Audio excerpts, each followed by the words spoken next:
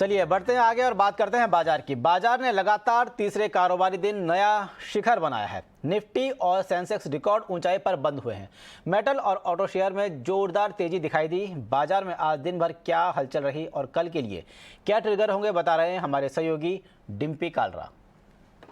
अगर आप देखें तो आज का दिन मार्केट के लिए फिर से नया रिकॉर्ड बनाने का दिन था। आज बाजार ने एक ही दिन के अंदर 2 बार अपने लेवल्स को ब्रेक किया और शानदार क्लोजिंग आज दी है मार्केट्स ने।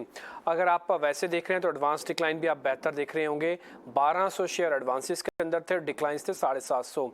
एक और चीज, आज सेंसेक्स ने भी नया रिकॉर्ड स्तर वापस बनाया और पहली बार 63,000 के ऊपर आके क्लोजिंग दी है। तो बैंक निफ्टी और साथ ही सेंसेक्स, ये तीनों के तीनों रिकॉर्ड स्तरों पर पहुंच गए हैं और एडवांस डिक्लाइन भी काफ़ी बेहतर थी। आते हैं आज क्यों ऐसा हुआ लास्ट में। असल में यूएस फ्यूचर्स के अंदर हमको अच्छी खासी बढ़त आती हुई देखी है और उम्मीद ये है कि मिस्टर पॉवेल आज जो शाम को बयान देने वाले हैं उसका असर ज़्यादा मार्केट्स पे नहीं होगा, बल्कि और शॉर्ट कवरिंग आ सकती है। इसलिए ये लास्ट के 10-15 मिनट के अंदर आपको तेज़ी ज़ोरदार बनती हुई दिखी है। इसके अंदर M&M ने अच्छा पार्टिसिपेट किया। एक और बात, क्योंकि कल सेल्स के नंबर भी आएंगे तो इसलिए M&M आज सुबह से ही तेज़ है। खासकर ट्रैक्टर डिवीज़न के जो दोनों शेयर्स हैं उसके अंदर अच्छी क्लोजिंग मिली। ये आज का टॉप गेनर भी बना है। साथ ही हिंडाल्को, बजाज ऑटो, ये कुछ एक और शेयर हैं जो आज के टॉप गेनर्स की लिस्ट में शामिल हुए हैं निफ्टी के अंदर। इसके अलावा ग्रासिम के अंदर भी काफ़ी स्ट्रॉन्ग मोमेंटम आया। साथ ही UPL एक और शेयर है जहाँ पे 2% से कुछ ज़्यादा की मजबूती हमको बनती हुई दिखी है। सीमेंट कंपनीज के लिए इस समय काफ़ी फेवरेबल समय चल रहा है। एक तो क्रूड के दाम नीचे है जिससे उनके कॉस्ट में असर पड़ता है। सामने बजट है जिसपे बताया जा रहा है कि इस बार कैपिटल एक्सपेंडिचर काफ़ी होगा।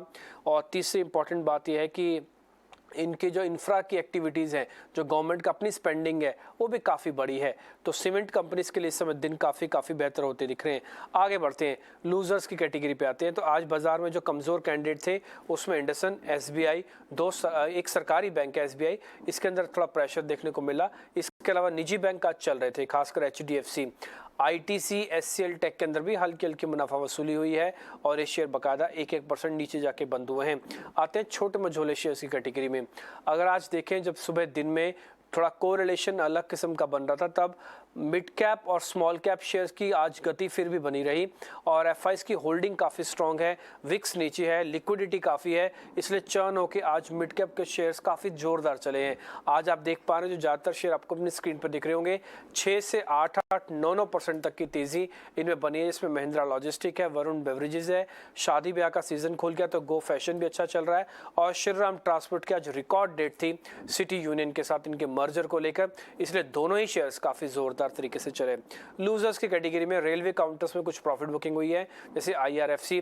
ग्लैंड फार्मा के अंदर आज नुकसान हुआ है, 5% नीचे आया। न्यू इंडिया एश्योरेंस, कल करीब शेयर चला था 13%, आज प्रॉफिट बुकिंग हुई है 5% की, तो 7% की नेट गेनर्स में। और इसके अलावा शेफलर के अंदर भी आज कुछ प्रॉफिट बुकिंग हुई है, करीब 5% के आसपास की। लास्ट में चलते हुए देखते हैं कि आज के शेयर्स में हाई किसने लगाया, इनके साल का हाई कौन से शेयर्स ने लगाया। वो था Varun Beverages, JK Lakshmi Cement, Mazagon Dock, साथ ही कमिंस इंडिया के अंदर भी काफ़ी स्ट्रॉन्ग मोमेंटम बना और ये भी आज साल का हाई बनाने में कामयाब हुआ। कुल मिला के मार्केट्स अपने रिदम को बरकरार रखे हुए हैं। किसी तरह के कोई साइन ऑफ अ क्रैक या प्रॉफिट बुकिंग अभी तो बाजार के अंदर नहीं देखने को मिल रहे हैं। कच्चे तेल में फिर से तेजी दिखनी शुरू हो गई है। ब्रेंट क्रूड $85 के करीब पहुंच गया है। क्या है इस तेजी की वजह, बताने के लिए हमारे साथ जुड़ गए हमारे सहयोगी विश्वमोहन। बताएं आखिर इस तेजी की वजह क्या है और क्या फिर से जो पेट्रोल के दाम है या डीजल के दाम है वो महंगे होने के आसार नजर आ रहे हैं? देखिए, 2 सबसे अहम वजह है जिस वजह से हम रिकवरी देख रहे हैं। एक तो ये है कि चीन में अब उम्मीद लगाई जा रही है कि कोरोना नियमों में ढील दी जाएगी और वहाँ पर जितने भी एल्डरली पीपल है, सीनियर सिटीजन्स है, उनके वैक्सीनेशन प्रोग्राम में काफ़ी तेज़ी लाई जा रही। तो ये एक सपोर्ट है। उनको लग रहा है कि दुनिया का सबसे बड़ा इम्पोर्टर अब की स्थिति अगर सुधार होती है तो वहाँ से डिमांड बढ़ेंगे, एक वजह ये है।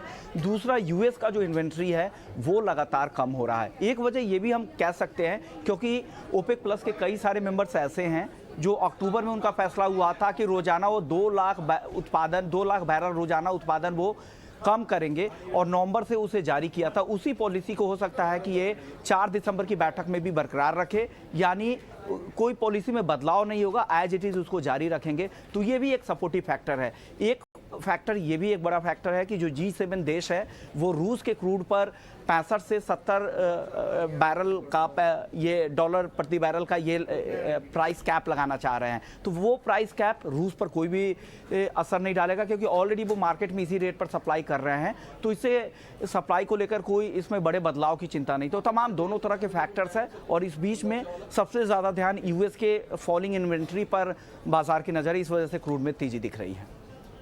बिल्कुल, तो क्रूड के दाम विश्व में ऊंचे लगातार बढ़ रहे हैं। दूसरी तरफ गेहूं के ऊंचे भाव भी लगातार हो रहे हैं, और गेहूं के ऊंचे भाव की वजह से इस साल किसानों का फोकस जो है गेहूं की खेती पर बढ़ रहा है। ऐसे में विश्वमोहन ये जानना चाहेंगे कि क्या बम्पर उत्पादन की उम्मीद करें, आखिर ग्राउंड रिपोर्ट है क्या? बिल्कुल, गेहूं को लेकर काफ़ी चिंता की बात है, क्योंकि हमने देखा कि 2022 में 33% के आसपास दाम बढ़ चुके हैं।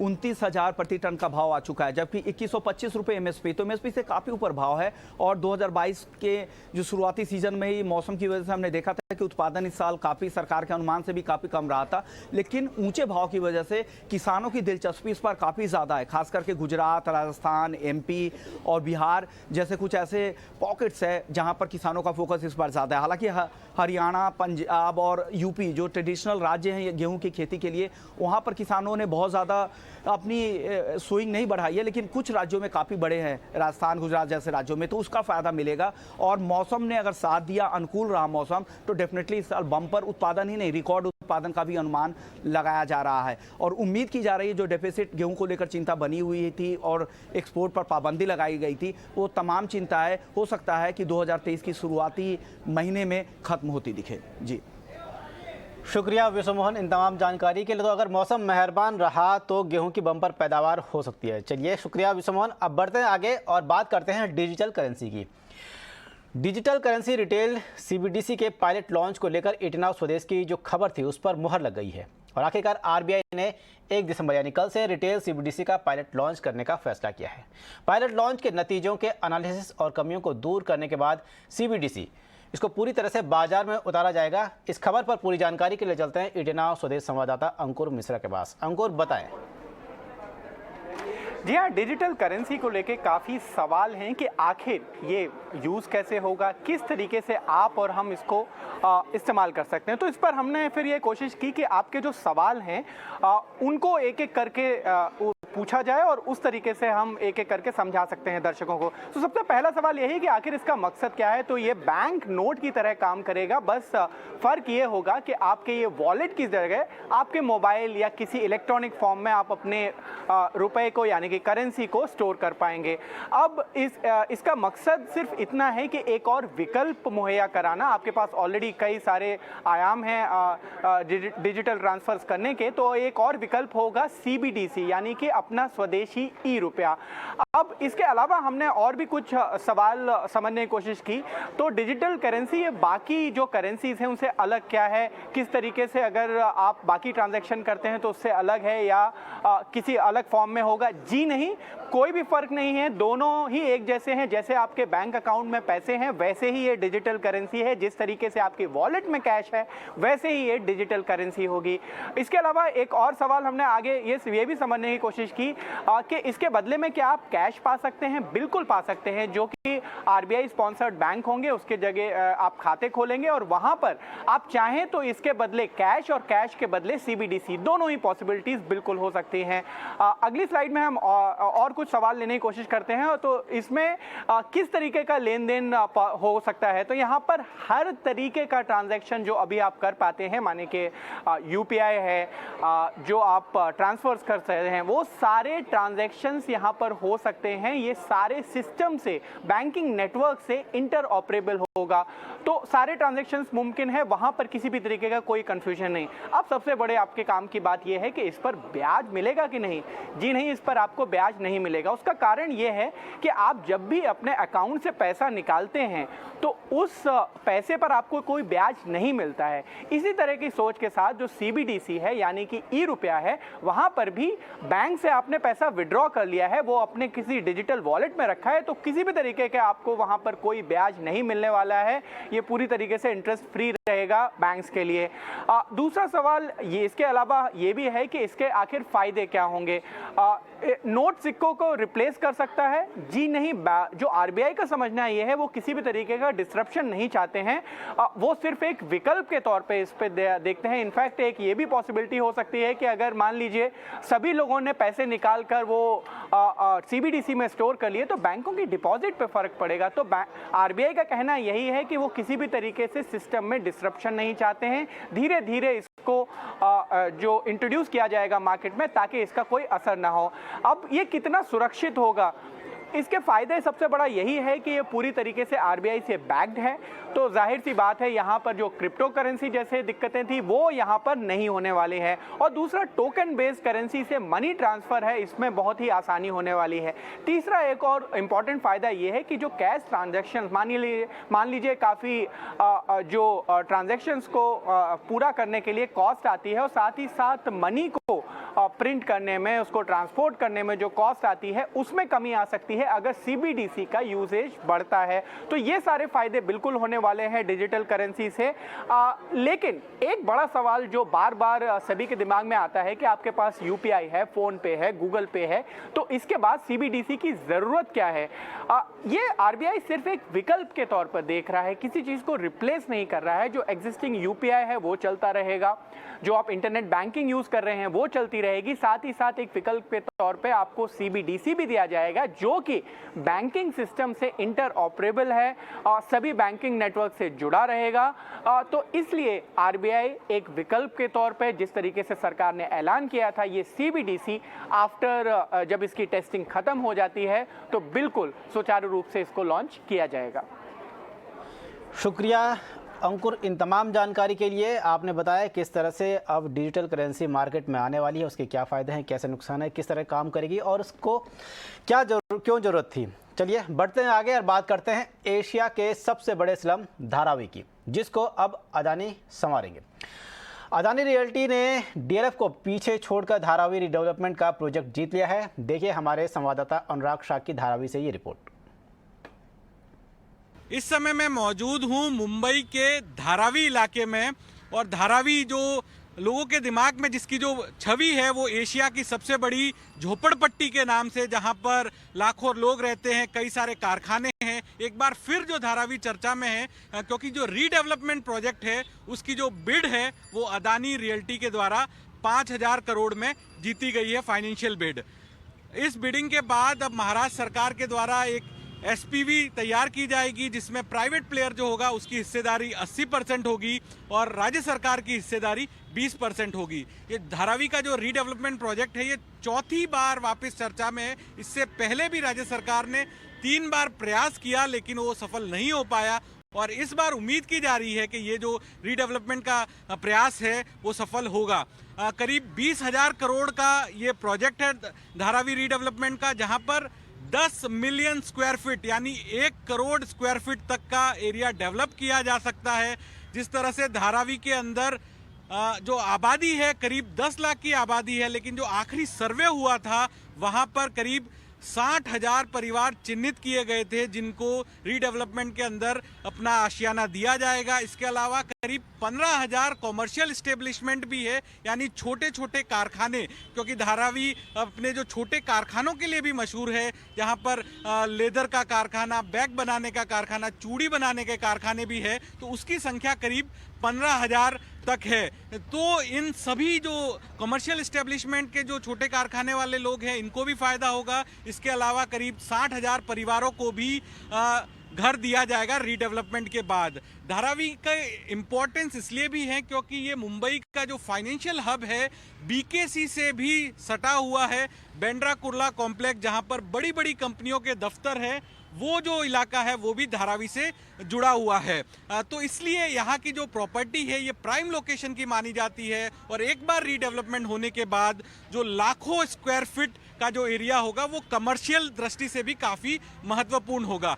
जो टाइमलाइन बताई गई है कि 7 साल के अंदर जो लोगों को रीडेवलपमेंट के घर दिए जाएंगे, लेकिन जो इसकी अपर लिमिट है वो 15 से 17 साल तक भी हो सकती है। तो काफ़ी बड़ा प्रोजेक्ट है जिसपे केवल महाराष्ट्र सरकार की नहीं देश के अंदर बाकी लोगों की भी नजरें लगी हुई है, क्योंकि धारावी अपने आप में एक काफी बड़ा सिंबल है। कैमरा पर्सन तुषार के साथ मैं अनुराग शाह, ET नाउ स्वदेश के लिए।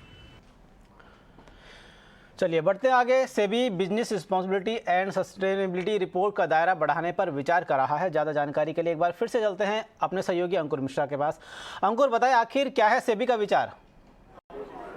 जी हाँ, अभी तक जो नियम है सेबी के उसके मुताबिक BRSR यानी कि business responsibility and sustainability report 1000 listed कंपनियों को सबमिट करनी है इस वित्त वर्ष में।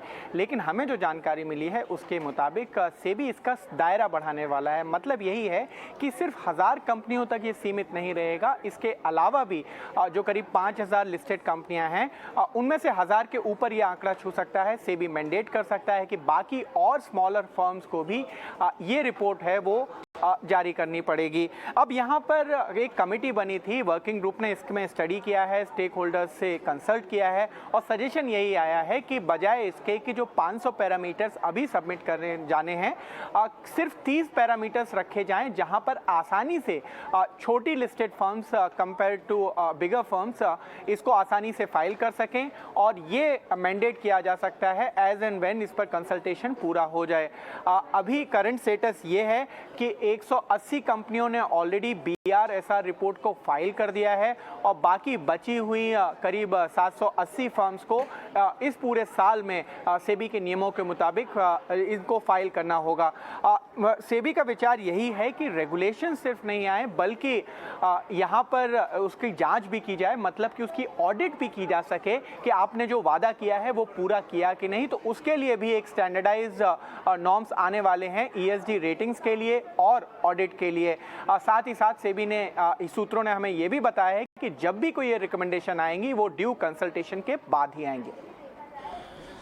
शुक्रिया अंकुर इन तमाम जानकारी के लिए। तो अब BSR रिपोर्ट का दायरा बढ़ा सकता है सेबी, जिसमें छोटी कंपनियां भी आएंगी। बढ़ते आगे, नेचुरल गैस के दाम अब 6 महीने की जगह हर महीने रिवाइज हो सकते हैं। नेचुरल गैस के दाम को लेकर बनी किरीट पारिक कमेटी ने अपनी रिपोर्ट केंद्र सरकार को सौंप दी है। इस सिलसिले में ET नाउ स्वदेश की खबर पर मुहर लग गई है। कमेटी ने नेचुरल गैस के दाम $4 से $6.5 प्रति यूनिट के बीच रखने की भी सिफारिश की है। वहीं और भी कई मुद्दों को लेकर हमारे सहयोगी प्रकाश प्रियदर्शी ने किरीट पारिक से बात की। सुनते हैं उस बातचीत के कुछ मुख्य अंश। रिपोर्ट आज सरकार को आपने सौंप दी है। कई तरह के अहम रिकमेंडेशंस किए गए हैं। मेरा पहला सवाल और बेसिक सवाल ये होगा कि कौन कौन से ऐसे टॉप रिकमेंडेशंस हैं जिसको कि आप हमारे दर्शकों को बताना चाहेंगे। देखिए, 2 मेजर रिकमेंडेशंस हैं हमारी। एक तो जो APM गैस है, APM gas is administered price mechanical gas. जो गैस ONGC और OIL अपने फील्ड्स जिसको उनको पहले एलोकेट किया गया था नॉमिनेशन बेसिस पे, वो गैस में से जो गैस निकलता है वो फील्ड में से इसको APM गैस कहते हैं और इसकी प्राइस सरकार हमेशा फिक्स करती रहती है। हमने कहा कि इसकी प्राइस के लिए एक न्यूनतम फ्लोर होना चाहिए और एक उच्चतम सीलिंग होनी चाहिए और हमने $4 पर MMBTU की प्राइस न्यूनतम फिक्स की है। ये प्राइस $4 करने के रीज़न ये है कि इससे ONGC और OIL को अपना marginal cost of extracting gas होता है वो इसको पूरा कवर कर सके। और उच्चतम प्राइस इसलिए ने फिक्स किया है कि आजकल दुनिया में गैस प्राइस में बहुत उड़ाव चढ़ाव हो रहा है, बहुत इंस्टेबिलिटी है और बहुत वेरिएबिलिटी और इसका प्राइस अब शॉट अप वेरी हाई। तो इसके हिसाब से हमने कहा कि ये प्राइस को कंट्रोल करनी चाहिए और ये प्राइस को हमने एक उच्चतम प्राइस बताई है। It is comparable to the cost of imported gas होता है हमारा, इम्पोर्टेड ऑयल है, इसके पर एक ए लगाते हैं, इसके पर हमने एक इसका फ्रैक्शन लेके APM गैस डिसाइड किया जाएगा, APM गैस की कीमत डिसाइड। लेकिन ये कीमत जो उच्चतम से ज़्यादा है तो वो अप्लाई होगी, वो नीचे है तो फ्लोर अप्लाई होगा। ओके, लेकिन इसमें आपने एवरी ईयर इसमें बढ़ोतरी का भी सुझाव दिया है $0.5। साल हमने $0.5 फॉर MMBTU बढ़ोतरी के बात की है। चलिए अब बात करते हैं बजट की तैयारियों की। आगामी बजट 2023-24 से पहले जो सुझाव लेने के लिए वित्त मंत्रालय की अलग अलग मिनिस्ट्री के साथ बैठकों का दौर जारी है। ऐसे में सूत्रों से मिली जानकारी के मुताबिक पेट्रोलियम मंत्रालय की ओर से मांग की गई है कि उन्हें LPG सब्सिडी के लिए 7 से 8 हज़ार करोड़ की जरूरत है। खबर पर ज़्यादा जानकारी दे रहे हैं हमारे सहयोगी प्रकाश प्रियदर्शी। जी, वित्त मंत्रालय की अब बैठकें शुरू हो गई है अलग अलग मिनिस्ट्रीज़ के साथ कि उनको बजट से क्या चाहिए, किस स्कीम के लिए कितना रकम चाहिए। सूत्र हमें बता रहे हैं कि पेट्रोलियम मंत्रालय ने इस बात की मांग की है कि उन्हें LPG सब्सिडी के लिए 7,000 से 8,000 करोड़ रुपए की ज़रूरत होगी वित्त वर्ष 2024 का जो बजट होगा। सूत्र हमें बता रहे हैं कि पेट्रोलियम मंत्रालय का ऐसा मानना है कि 200 रुपये पर सिलेंडर की जो सब्सिडी 9 करोड़ उज्ज्वला कस्टमर्स को इस वक्त सरकार दे रही है, उस स्कीम को जारी रखने की ज़रूरत है। उनको सब्सिडी की रकम लगातार देने की ज़रूरत है, क्योंकि अभी LPG की कीमतें जो है वो काफ़ी ज़्यादा है, लिहाजा इस वक्त कंज्यूमर को राहत देने की ज़रूरत है और इसलिए इस बात की मांग की है कि 7 से 8 हज़ार करोड़ रुपए की सब्सिडी जो है वो आवंटित की जाए। साथ ही साथ इस बात की भी गुजारिश की गई है कि इस स्कीम को जारी रखना इसलिए ज़रूरी है कि रिफ़िल रेट जो है LPG सिलेंडर्स पे उसमें बढ़ोतरी हो, उसमें तेज़ी आए। इस वक्त रिफ़िल रेट जो है वो करीब 3 से 4 सिलेंडर है सालाना के आधार पे, और जिसकी वजह से वर्ल्ड मार्केटिंग कंपनी जो है उनका काफ़ी बड़ा रकम जो है वो फंसा हुआ है कंज्यूमर्स के पास, क्योंकि उज्ज्वला स्कीम का जो प्रारूप है, जो स्ट्रक्चर है, वो इस तरीके से है कि 3200 रुपये की पूरी कॉस्ट है, जिसमें 1600 रुपये स्टोव का है और 1600 रुपये सिलेंडर का कॉस्ट है। उसमें 1600 रुपये वर्ल्ड मार्केटिंग कंपनीज जो है वो EMI के तौर पे कंज्यूमर्स को देती हैं, और जब वो रिफ़िल कराते हैं तो वो उसकी रिकवरी करते हैं। लेकिन क्योंकि रिफ़िल ही नहीं हो रही है तो वर्ल्ड मार्केटिंग कंपनीज रिकवरी कहाँ से करेंगी, जिसकी वजह से करीब 4500 करोड़ रुपए जो है वर्ल्ड मार्केटिंग कंपनीज का कंज्यूमर्स के पास फंसा हुआ है। इसलिए सरकार पेट्रोलियम मंत्रालय ने सिफारिश की है कि जब सब्सिडी की रकम दी जाएगी फिर रिफ़िल रेट में तेज़ी आएगी और उसके बाद वर्ल्ड मार्केटिंग कंपनी जो उनकी रिकवरी है, जो उनका ड्यूज़ है, वो उसको रिकवर कर पाएंगे। इसको ध्यान में रखते हुए सिफारिश की गई है और उम्मीद ये की जा रही है कि मौजूदा हालात को देखते हुए पेट्रोलियम मंत्रालय को ये रकम वित्त मंत्रालय से मिल भी जाए। फिलहाल इस बुलेटिन में इतना ही। देश और दुनिया की तमाम खबरों को देखने के लिए बने रहिए इंडिया नाउ स्वदेश के साथ। मुझे दीजिए इजाज़त। नमस्कार।